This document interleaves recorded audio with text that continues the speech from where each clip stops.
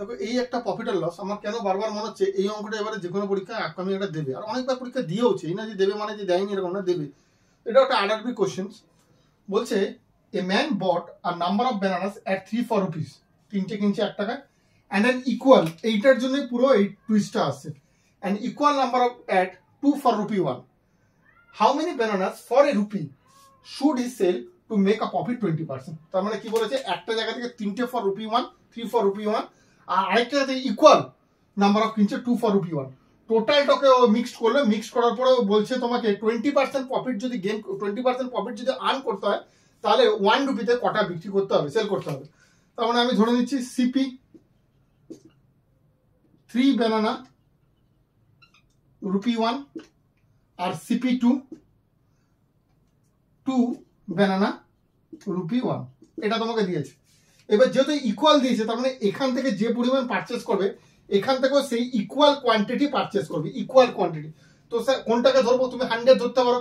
তো সবসময় বুদ্ধি কি কাজ করবে কি, যে দুটো কোয়ান্টিটি দিয়ে দিয়েছে সেই দুটো কোয়ান্টিটি এলসিএম করবে। এলসিএম কেন করতে হয়, এলসিএম করলে তাহলে তোমার যে নাম্বারটা দাঁড়াবে, যে প্রাইজের যে নাম্বারটা দাঁড়াবে সেটা ফ্র্যাকশনে হবে না। কিরকম, ধরো 3 আর 2 এর এলসিএম হচ্ছে 6, তার মানে স্যার এখান থেকেও 6 পারচেস করেছে, এখান থেকেও 6 পারচেস। কেন 6 করলাম, এই দুটো থেকে ইকুয়াল বলেছে।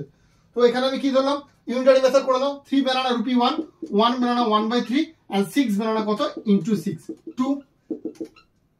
সিমিলারলি এখান থেকে 2 banana rupees 1, 1 banana rupee 1/2 and 6 banana কত হচ্ছে ইনটু 6 3।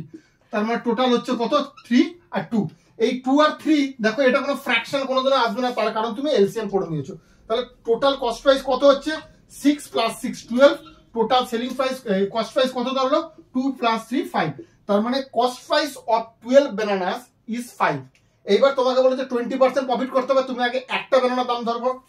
তাহলে 12 ব্যানানার কস্ট সিপি অফ 12 ব্যানানা যদি 5 হয়, 1 সিপি কত হচ্ছে 5/12, এটা হচ্ছে CP of 1 article or 1 banana.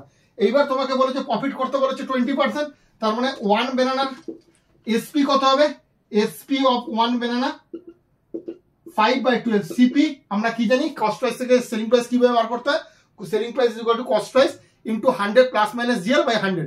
এখানে প্লাস করব কারণ 120 হবে, বিকজ 20% প্রফিট করেছে। 120/100 করলাম, এখানে কাটলাম 10,052 1/2। তার মানে কি দাঁড়ালো, SP of 1 banana that represent half. তোমাকে কোশ্চেন কি দিয়েছে যে 1 রুপিতে কটা ব্যানানা তুমি পারচেস করবে, তার মানে হাফ রুপিতে, রুপি হাফে আমি কটা ব্যানানা পাচ্ছি 1 ব্যানানা, 1 এ কত পাবো 1 × 2 দ্যাট ইজ 2 ব্যানানা। খুব ভালো অঙ্ক, ভালো করে দেখে নাও।